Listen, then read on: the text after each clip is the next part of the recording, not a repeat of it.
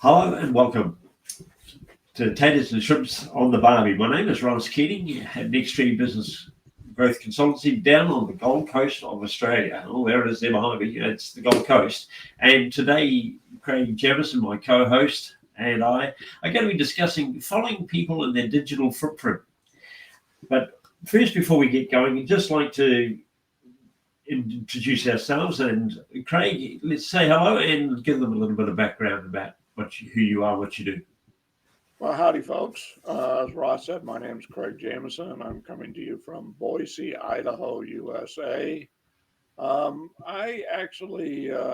background is primarily in sales management. I started my B2B sales career in 1977, selling business calculators door to door in Los Angeles. And those business calculators, the least expensive one, all it did was add, subtract, multiply, and divide, and it cost more than my desktop PC does today. So, and then in 1982, I think it was a few months before IBM introduced their original PC, we introduced our business PC for $4,300. And you know what? If we'd had software, it probably would have been a winner.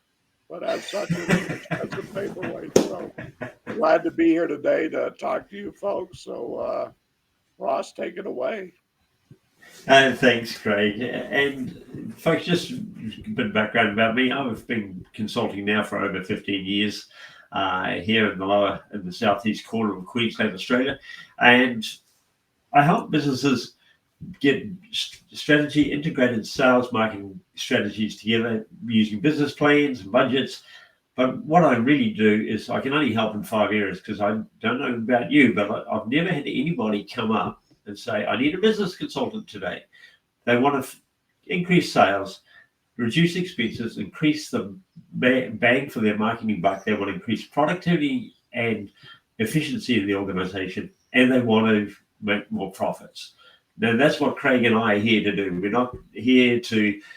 We're trying to solve those problems for you, looking at things about business growth and customer relationship management and integrated sales and marketing. And we're trying to bring our wealth of experience between us. We've probably got around about 60 years or so of experience in business.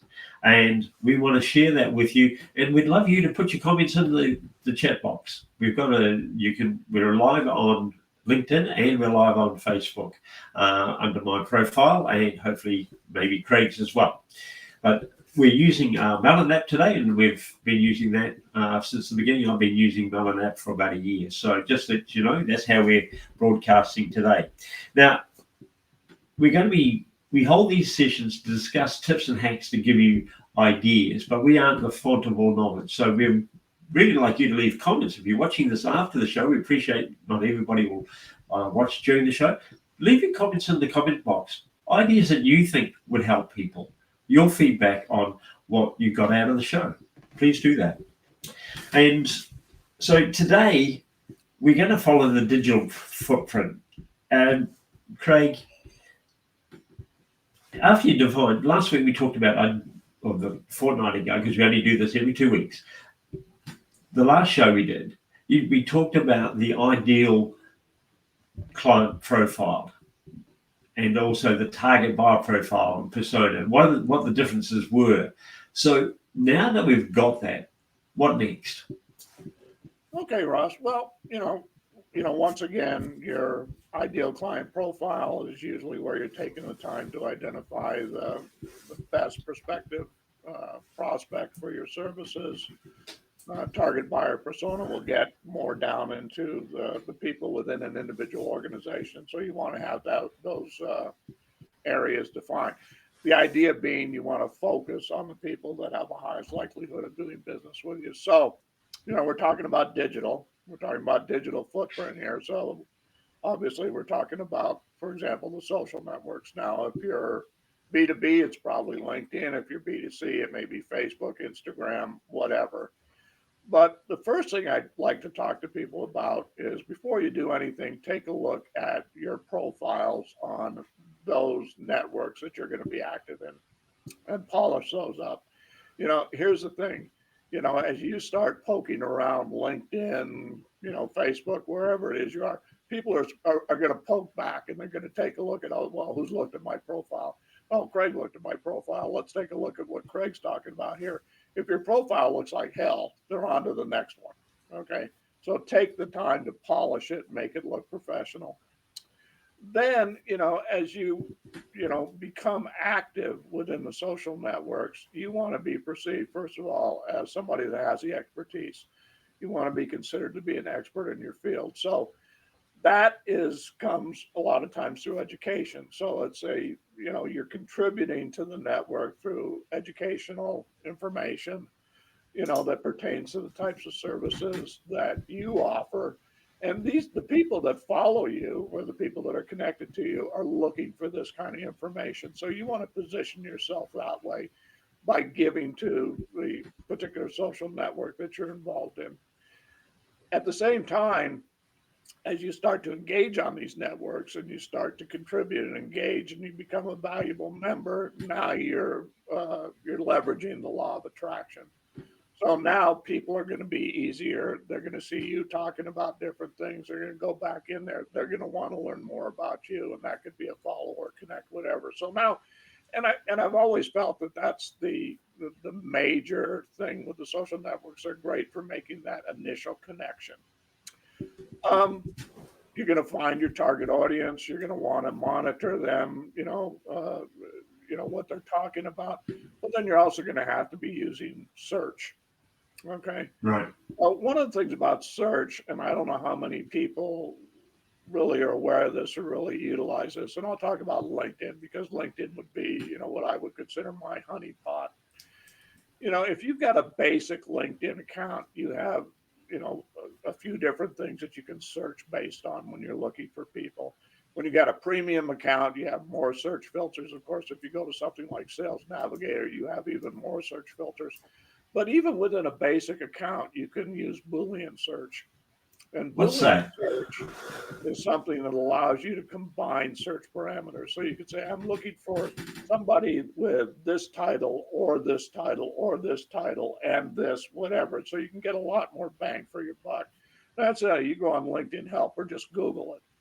And it'll call up the LinkedIn article that tells you all about Boolean on LinkedIn. But then you can also find all sorts of articles on Google. And for that matter, you can find all sorts of videos on YouTube, right? God bless YouTube. That's right. So, deploy that type of information. Then I touched on this a couple of weeks ago. You're going to want to be able to filter your news feeds. Okay, because when you look at the news feed, you want to get rid of the noise. Right. So the noise is people that you don't really care about what they're talking about. I hate to put it any other way. Facebook, you can create groups and just filter down by the group. Twitter, you can create lists. LinkedIn, a little bit more difficult. LinkedIn, you're going to either have to go to their profiles individually, or if you want to clean up your news feed, you've got two choices here. You can disconnect from somebody if you're connected to them already. That's one way you can do it. Or you can unfollow. So you're maintaining that connection, but their updates are not appearing in your news feed. So those are some of the things that you want to do to get prepared for this, to get into action. So what else do we want to talk about, Ross? Well, we want to talk about the CRM, but I just wanted to go back. With the social media, one of the things that I find, because I'm on Facebook and LinkedIn, and I've got a Twitter account. I don't do much on Twitter lately. But when I'm looking at people's personal profiles and I'm trying to follow that digital footprint, I'm using the Facebook is often finding about them, what their interests are, what they're doing, what's current to them, where the LinkedIn one is more about their professional environment and what they're interested from a business point of view. But if you're finding that people are interested in food and things like that, it's like the old days. You used to go into an office and find it, but you don't use it blatantly and say, "Hey, I've been stalking you on Facebook, and I see you're interested in food." If you're not interested in food, don't bring it up, because, hey, I wouldn't. I'm not. I like food. I like going to restaurants, but I'm not that. A great cook. I managed to survive feeding myself and my wife. but I haven't. Nobody's ever paid me to cook. So it's using the social media from that, and it's not to be you don't use it in a healthy way. It is to gain that interest. But I've found using that builds a bigger picture of that ideal client profile, of those target buyer personas and the individuals that meet your personas. And it really does do it. And the other part is when we talk about touches as part of this, we're talking about, to me, it's about a post. It's liking a post. That's a touch when you because people like to see who's touched it. And it's sending out maybe an email when it's appropriate. In a good way, yeah. Yeah. Yeah. And so from that point of view, it's the social media it's not set and forget. This is about using common sense because that's what the computers don't use. They use you to match it up. So that's when I'm looking at those social profiles, but definitely cleaning up and updating your profiles from time to time on LinkedIn and Facebook is really important. Make them current. Something changes all the time. But what we're going to do, the next thing from there, obviously, is how do you use a CRM? What should you be doing with your CRM, regardless whether you've got a HubSpot or Nimble or Salesforce or Pipedrive, any constant contact? What should you be doing, Craig? Okay. Well, first of all, you made a really good point, Ross, and I just wanted to touch on that a little bit. You should be visiting the other social profiles too, despite the fact LinkedIn might be your honeypot. LinkedIn is, where people talk about business primarily, although that's changing a little bit. If I want to know more about this person as an individual, I'm going to have better luck with places like Facebook. They got pets, they got whatever. You're looking for commonalities.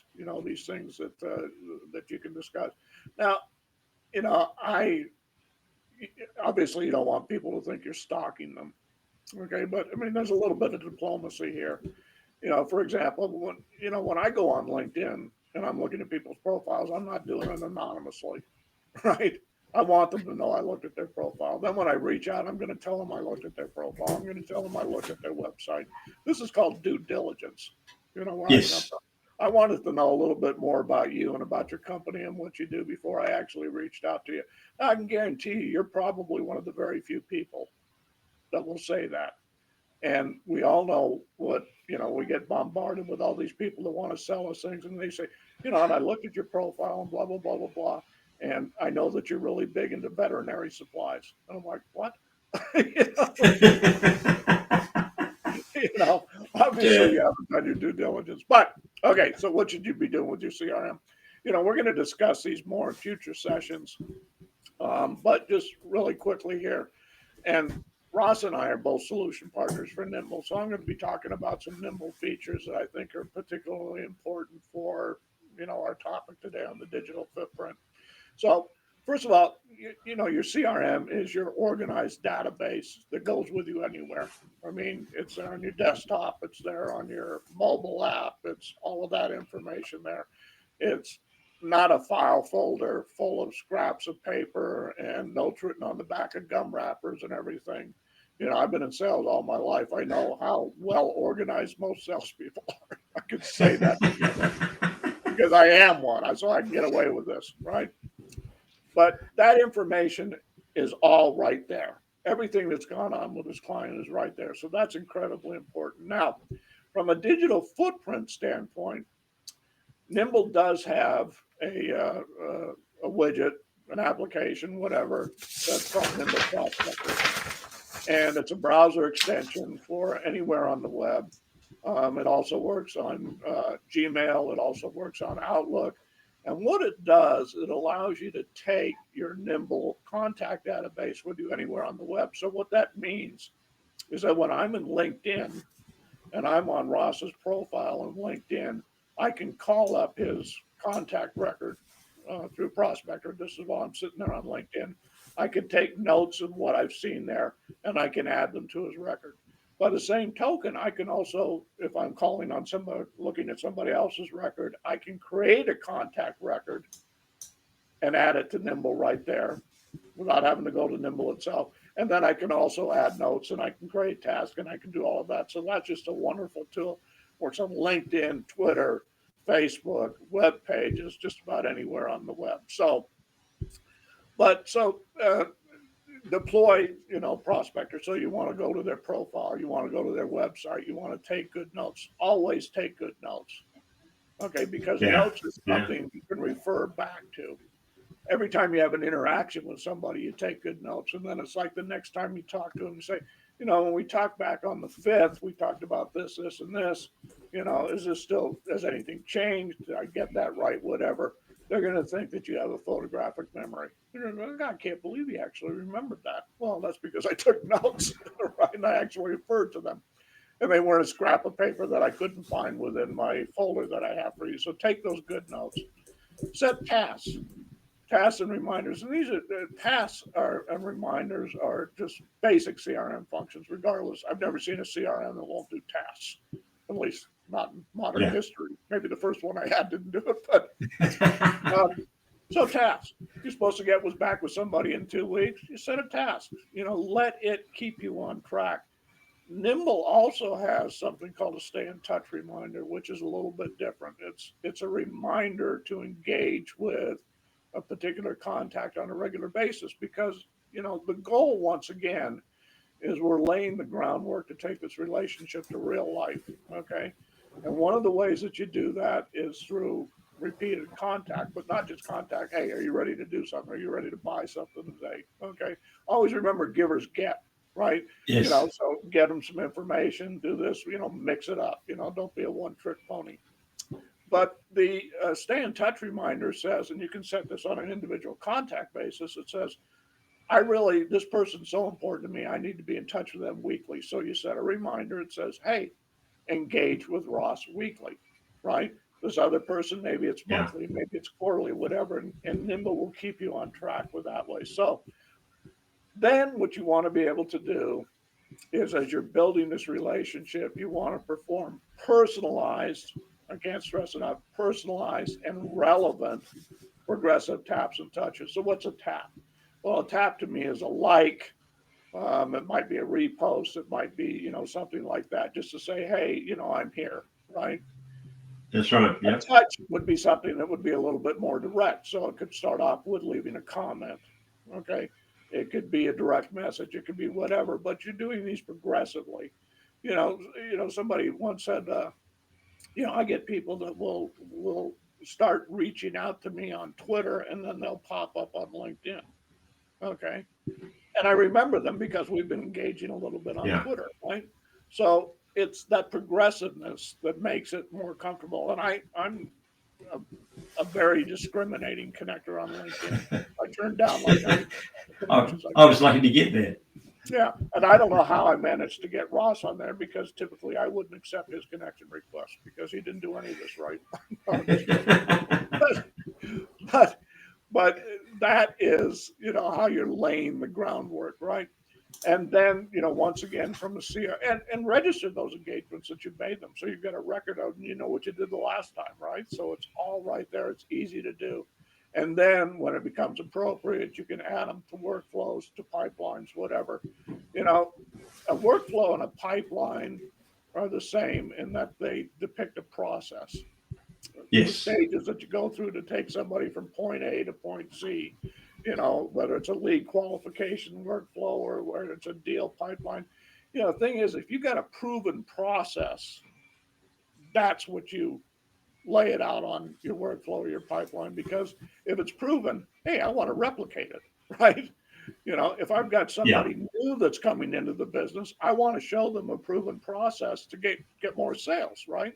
So you establish that, you replicate it, and then you reap the rewards. So that's about all I got to say about that today.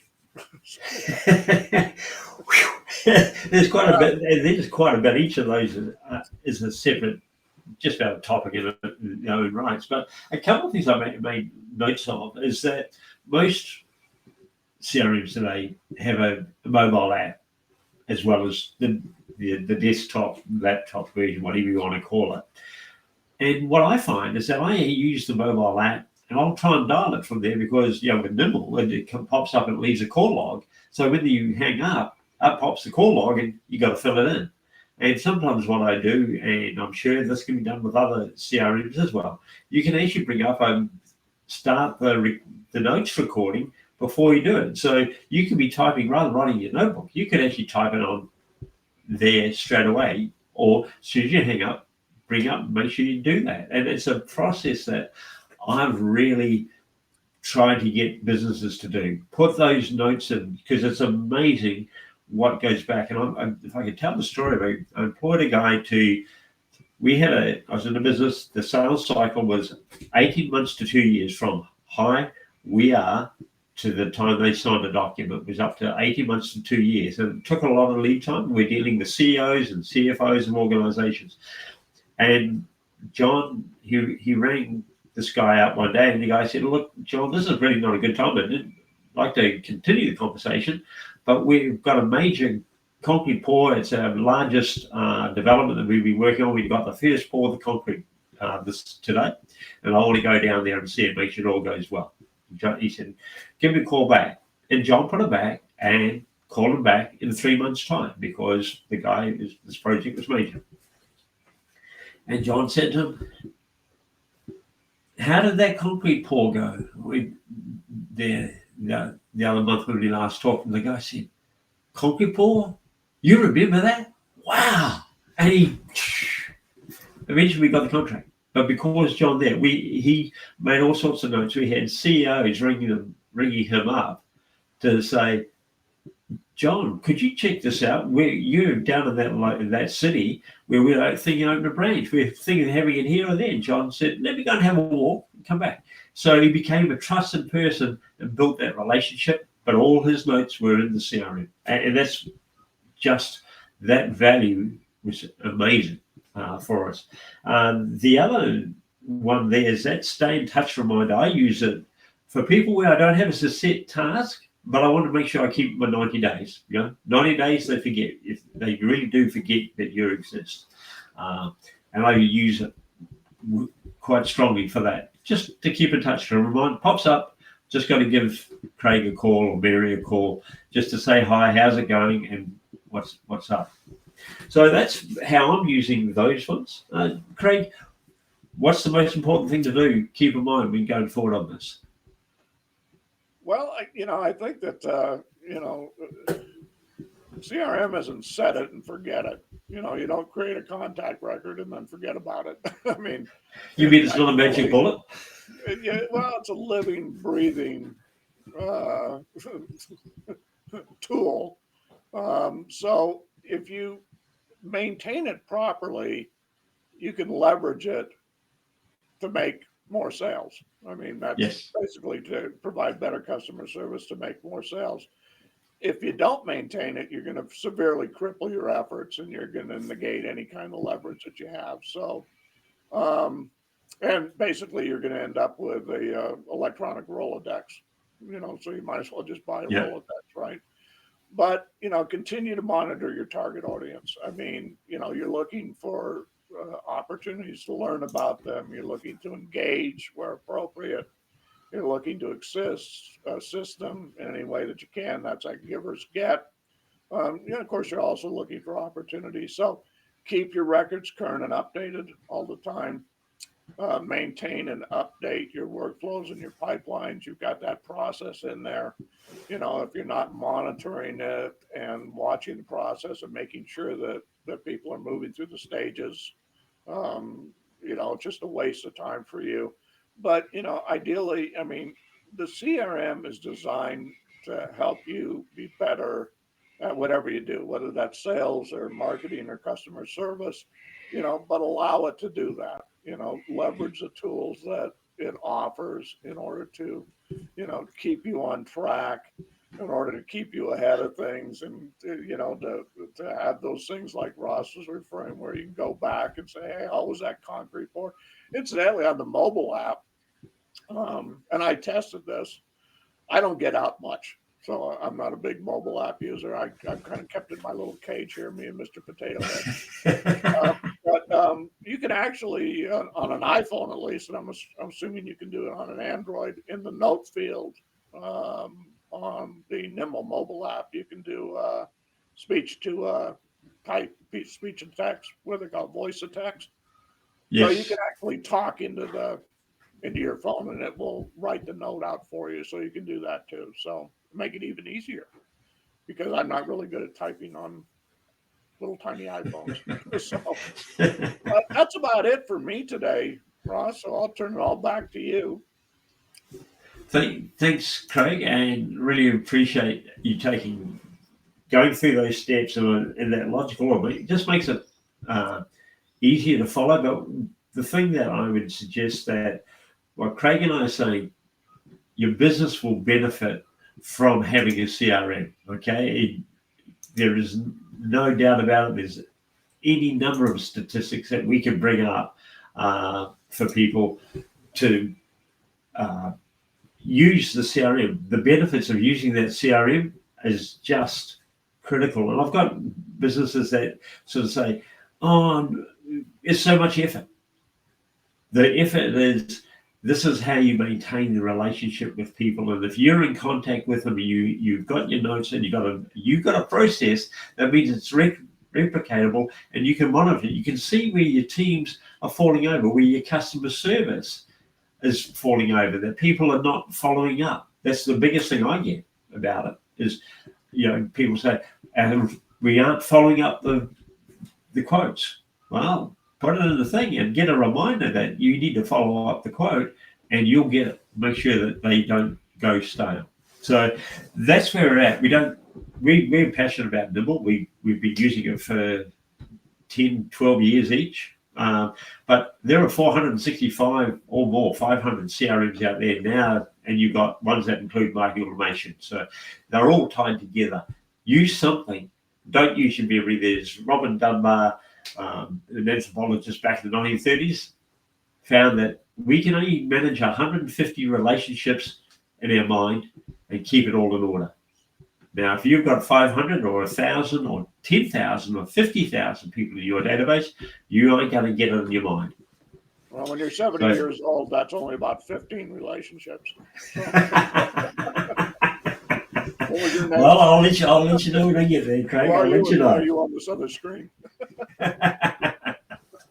Okay. Hey, what we've got we'll be following on this on the next show.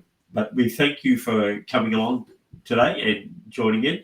Remember, leave your comments if you're following this afterwards, and feel free to contact us. You've seen in the ticker tape running across, I've been having our contact details, making appointments with Craig and I, all going through. But you can find us on LinkedIn, Facebook, and Twitter quite easily. You type in our names and we come up from there. But thank you very much, everybody, for joining us. Craig, thanks for a great show today. And I look forward to seeing you in 2 weeks' time. We'll be here.